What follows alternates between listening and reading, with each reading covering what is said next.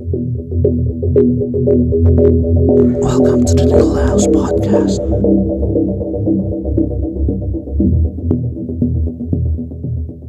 Hey yo, what is up you guys and welcome back to the Needle House Podcast, and this is Season 2 ng podcast natin, no? This is gonna be episode 1 of Season 2. Kamusta na kayo? Sana okay lang kayo lahat. Again, this is your boy Marcus II. Happy New Year sa inyong lahat, no? By the time na ma-upload tong video na to, kakatapos lang ng New Year, ng Pasko. Sana masayang naging New Year nyo. Sana hindi kayo naputulan ng mga daliri, nasabugan ng paputok. At kung meron kayong mga New Year's resolution, sana ang New Year's resolution nyo, dumami pa yung mga tattoo nyo. Kung may New Year's resolution kayo, comment kayo sa baba. Baka pare-parehas tayo ng New Year's resolution, no? Madalas yan, pumayat. Ako, yun ang New Year's resolution ko.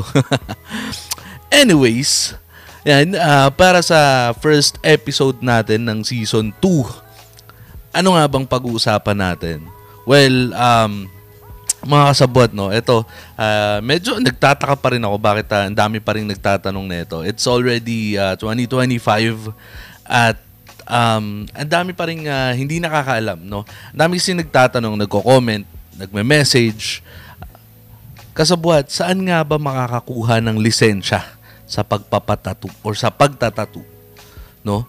Yan, ito, sobrang tagal ko nang sinabi na walang ganun, no, mga kasabwat. Pasensya na doon sa mga artist na nagsasabi na may lisensya sila or whatever. Wala pong lisensya para sa pagtatattoo, no? Hindi yan under ng walang board para diyan, walang bar exam diyan. O kung ano pa man, no, wala akong alam na parang government body na nagpo-provide ng lisensya. Although meron tayong certificate, no, for DOH, for OSHA, at mga certificate na nakukuha sa seminar na kinukuha ng mga tattoo artists to make sure na we are knowledgeable when it comes to mga pathogens, mga disease na can be transferred by blood, by needles or whatever, so on and so forth. No, may mga ganong seminar po. No, may ID din. Although ito alam ko to, may mga pinapakitang mga certificates, IDs, no? Saying it's na they are a professional tattoo artist. Oo, may mga ganon, no? Pero it's not really a license. Siguro yung ID is parang naisa siya sa parang grupo ng mga tattoo artist para malaman, ma-identify, nakasali siya sa grupo na yon. Ano pa? It could be a shop ID kung malaking tattoo shop yung pinagtatrabahuhan, but license, I don't really think so, no. Di ko alam. Comment kayo sa baba. Baka mamaya ako yung mali, no. Updated na pala tayo dito sa Pilipinas. Meron na palang lisensya at hindi ako lang pala yung hindi nakakakuha. Pero comment kayo. Yun. Ito hindi lang naman hindi lang naman mga tao yung may kasalanan dito, yung mga clients. May kasalanan din dito yung mga tattoo artist na nagsasabi na meron silang lisensya. Ako wala akong lisensya, no. Sinasabi ko na agad sa lahat 'yan. Kasi wala namang ganun, no, dito sa Pilipinas, as far as I know, no. Kasi ang daming nagiging issue diyan, no. Yung ibang mga tattoo artist, even tattoo artists are asking me kung saan nga ba nakakuha ng lisensya. So nagtataka ako bakit hanggang ngayon ang dami pa ring mga ganong mga usapan, mga komento, mga tanong, kasi parang sobrang tagal na may internet na, may social media na, ang dami ng ways parang to learn, to know na wala talagang ganun, mga kasabwat. Sobrang laking nito parang isang issue to sa tattoo community na hindi ko alam kung nag-gatekeep ba sila or Hindi ko alam kung anong kwento nila, anong rason nila, kung bakit nila sinasabi yun. But definitely, wala talagang lisensya, no, mga tattoo artist. Siguro, para mas maintindihan nyo, let's start with training, seminars, and all, no? Mga sabot, if you're gonna be parang training as a tattoo artist, wala talagang school for tattoo artists. Although meron mga tinatayo ng mga tattoo artists na parang siguro may mga tattoo artists na maraming apprentice, ginagawa nila parang style na lang nila is parang school, ganyan. Pero yung school talaga registered sa kung anumang parang sa gobyerno natin, I don't think so. Wala sa TESDA, wala sa CHED o sa kung saan pa man. Wala akong alam na ganun, no? Siguro ito magandang maging parang layunin to ng tattoo community if we have anyone na will pursue having or making tattoo artists parang legal ba or for us to have parang a certain documentation, license, ganyan, or whatever. Magandang bagay yun, no? I'm not saying na pangit magkaroon ng lisensya or hindi tama na magkaroon ng lisensya. What I'm just saying here, no, mga kasabwat, is that sa ngayon, wala pa, no? Pero kung magkakaroon, napakagandang bagay niyan. Una, mababawasan yung mga tattoo artist na masabi lang tattoo artists, no? Mga poser ba? And mababawasan din yung mga irresponsibleng tattoo artists, no? Kasi if we're gonna be parang having a license, a group, parang talagang certain na under government na group or whatever, mangyayari nun kasi tattoo artists are gonna be liable sa kung ano mang gawin nila na mali or hindi tama nilang gawin. Kasi ang dami dyan, mga nagtatattoo ng minors, di ba? And hindi natin parang we can't make them liable for what they did, no? May mga tattoo artists na naguulit ng karayom, hindi nag-gloves, 'di ba? And hindi natin sila ma-demanda or whatever, or wala tayong magawa kasi nga there's no parang certain group or wala tayong documentation or whatever. Wala tayong lisensya, walang ganon, no? Kaya nahihirapan. So kawawa din yung mga clients. Plus, kawawa din tayong mga tattoo artists kasi ang nangyayari is nasisira yung reputasyon ng tattoo community, yung pangalan, parang image ng mga tattoo artists dahil sa mga ganong pangyayari. So kung magkakaroon talaga tayo ng totoong lisensya, yung legitimate ba na lisensya na will be signed by any parang government whatever, kung ano pa man yang meron dyan na will take responsibility for us tattoo artists, 'di ba? Magandang bagay 'yun, magandang opportunity para sa ating mga tattoo artists. And lalo na ngayon, no, sa medyo maganda na or matagal na rin yung stint ng tattoo community dito sa Pilipinas. So what we can do is yung mga artists natin na mga matatagal na, no, yung mga artists natin na nagkaroon ng mga seminars and trainings and all sa iba't ibang bansa or sa mga talagang professional. Kasi may mga tattoo artists na tayong mga Pilipino na nasa ibang bansa. At yung mga bansa na yun, some of them, they require parang tattoo seminar or whatever. Some countries nga may license talaga sila eh. And yung mga Pinoy na tattoo artists natin, kung meron man tayo doon, makakatulong sila. Or we can send tattoo artists, 'di ba, na capable na makapunta ron. Mapag-aralan kung paano yung ginagawa nila, matutunan kung paano nila nagawa sa lugar nila, sa bansa nila, yung licensure ng tattoo artists, 'di ba? para mai-apply din natin dito sa atin. Napakagandang bagay nun mga kasabot kung mangyayari yun, no? Kasi sobrang hindi na madaling mapapasok ng kung sino-sino lang yung tattoo community. Hindi ka na ganun kadali magiging tattoo artist, 'di ba? Tapos kapag bibili ka ng mga tattoo equipments, tattoo supply, you have to present your IDs and all. Ang ganda nun, ang ganda mga kasabot kasi hindi na kung sino-sino lang yung makakapag-tattoo. But of course, ang mangyayari naman dito, syempre, dire-diretso yan eh. Pag nagkaroon ng license sa mga tattoo artists, will be liable for tax din, 'di ba? And you guys have to understand that. So mangyayari, tataas din yung presyo ng tattoo dahil magta-tax na rin tayo. Tapos ano pa, magkakaroon na rin tayo ng siguro renewal ng licensure or whatever, 'di ba? Tapos magkakaroon din ng medical exam diyan, most likely kasi titignan kung maayos ba yung mata, yung kamay, whatever it is, 'di ba? Ang medyo magiging masakit diyan, katulad ng mga katulad sa ibang bansa, hindi na pwede yung mga home service na talagang wala kang tattoo shop, wala kang physical tattoo shop. Hindi na rin uubra yung mga talagang kung saan nagtatayo lang ng shop sa gilid ng bahay. Katulad ng mga ginawa ko noon, no?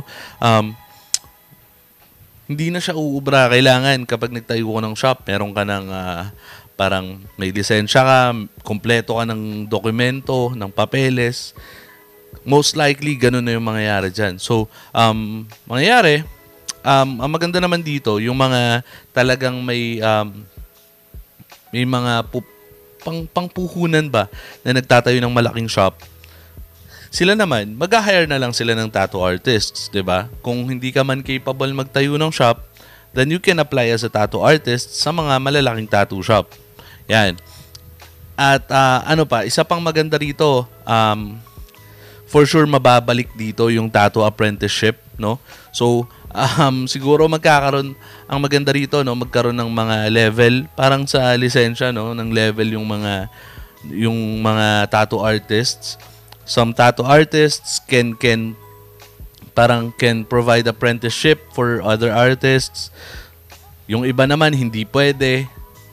Alam mo yun, sana magkaroon ng ganun, ng parang level para alam na natin na may mga tattoo artists talaga. Tsaka yung pagpepresyo ba ng tattoo, most likely magiging ano yan, hindi na siya magiging parang bahala na kung magkakaroon ng may standardized siya, no? Especially doon sa mga tattoo artists na medyo matataas na, mga pwede na silang kumuha ng apprentice. Yan, maganda yung mangyayaring ganun, no? Isa pa ito yung pinaka-importanting mangyayari doon mga kasabot, no? Magiging parang hindi na yung kung sino lang yung mga may alam about sa parang safety, cleanliness, mga health-related concerns sa tattoo. Hindi na yung ilan-ilan lang yung may alam. Ang mangyayari, lahat na ng tattoo artists required na alam nila yon. Ano pa? Aftercare. Hindi na yung hindi nakakalat yung mga tattoo artists na nagsasabi, lagyan mo lang ng petroleum jelly yan pag-awi mo. Tapos, tuwing maliligo ka, lalagyan mo ng petroleum jelly. Hindi na, wala nang magiging ganun, no? Wala na yung mga misconception about tattoo aftercare. Magiging standardized na siya. And, ang daming pwedeng mangyari. If I'm gonna be parang included sa ganyan, sobrang matutuwa ako, no? Kung magkakaroon man tayo ng licensure ng tattoo, I'll be more than happy to help you guys with that. Kasi ako, I have experience sa mga ganyan. Paggawa ng mga projects and all. Paano nga ba ginagawa yung mga rules, regulations, matrix. May experience ako dyan. So, kung meron mang nagbabalak niyan at nakakanood nito, nakakapakinig nito, you can reach out to me. Pwede ko kayong tulungan dyan, no? Ayun. Ano pa? Siguro, magkakaroon talaga ng mga pros and cons, no? Pros is, syempre, magkakaroon ng mga professional tattoo artists dito sa Pilipinas. Cons is hindi na tayo basta-basta pwede mag-tattoo. Kahit ako, I'll accept that, no? Kung ipagbabawal na mag-tattoo ako ng kung sino-sino lang, no, or kung saan-saan lang sa bahay lang, that's fine. I'll definitely get a license, and then I'll make sure na tama rin yung gagawin ko. Kasi ngayon ako, aminado ako. Nag-home service ako, nagtatattoo ako dito sa bahay. Kasi nga, wala naman talaga tayong lisensya or batas na nagsasaklaw dito sa tattoo industry. So, if ganun yung mangyayari, syempre, dapat lahat naman tayo susunod. 'Di ba? Kasi kung magkakaroon ng ganun, tapos hindi rin tayo susunod, nonsense. Alam ko, hindi rin talaga siya masusunod. Syempre, nasa Pilipinas tayo. Ang daming nagdadrive ng sasakyan dyan, wala naman lisensya, 'di ba? So, ganun din yung mangyayari. But, of course, yung mga talagang mapapangalagaan dito is yung mga clients, 'di ba? Yung mga ayaw gumastos, 'di ba? Mga walang pakialam sa balat nila, then go to someone na hindi professional. And then yung talagang gustong magbayad ng maayos, hindi sila maloloko kasi they'll have to ask for a tattoo license, 'di ba? Or certificate or whatever that they can provide, no? So yun yung maganda, mapapangalagaan yung mga kliyente. Hindi masisira yung pangalan natin. Masira man yung pangalan ng mga tattoo artist, doon natin, let's blame it to those na walang license. Kung matutupad man, but that's, kumbaga, sabi nga nila, suntok sa buwan, no? Kung mangyayari yun, or kung mangyayari man yun, kung mangyayari pa yun, o kung ano pa man. Kasi, I don't know, siguro, it's imposible pa siya ngayon, but I think, mangyayari din siya sooner or later. It's inevitable, mangyayari talaga yan kasi I know parang the tattoo industry is still very young, no? Hindi pa rin siya ganun kalawak or kalaki or katagal, at tattoo industry is not for everyone then, no? But of course, since it's almost a medical procedure, no, kasi it alters your body, no, it's a body modification, plus it involves needle and puncturing your skin. So siguro kailangan talaga magkaroon ng lisensya para dito, mas maging maayos, mas maging malinis para sa lahat, at mas maging ligtas para sa lahat. Ayun, yun lang naman. That's my 2 cents, no? Sana nagustuhan niyo yung topic natin ngayon, yung episode natin ngayon. Kung nagugustuhan niyo yung mga ganitong episodes, like niyo yung video natin and subscribe to our YouTube channel. At kung hindi pa kayo naka-follow, meron tayong Spotify. That's The Needle House Podcast with Marcus II. Yun lang naman.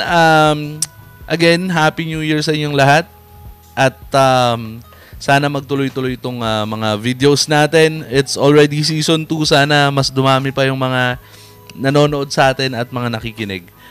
Yun. Sana, I know it's already 2025. Ang goal ko talaga nung 2024 is by 2025, magkaroon tayo ng magandang lightings, magandang audio, at kahit papano naman, nagagawa natin.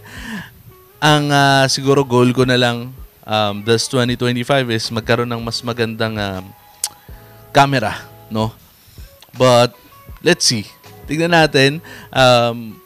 Mas importante pa rin yung content natin. Hindi maging basura yung content natin, hindi tayo maging toxic content creator. Yun lang, masaya na ako. Again, please do subscribe and hit the bell icon para nano-notify kayo tuwing may bago tayong video. Ganun pa rin, kahit 2025 na, we'll be uploading every Saturday, 7 p.m. Same goes with Spotify. Ga-upload din tayo doon, 7 p.m. every Saturday. Yun lang. Peace out. Welcome to the Needle House Podcast.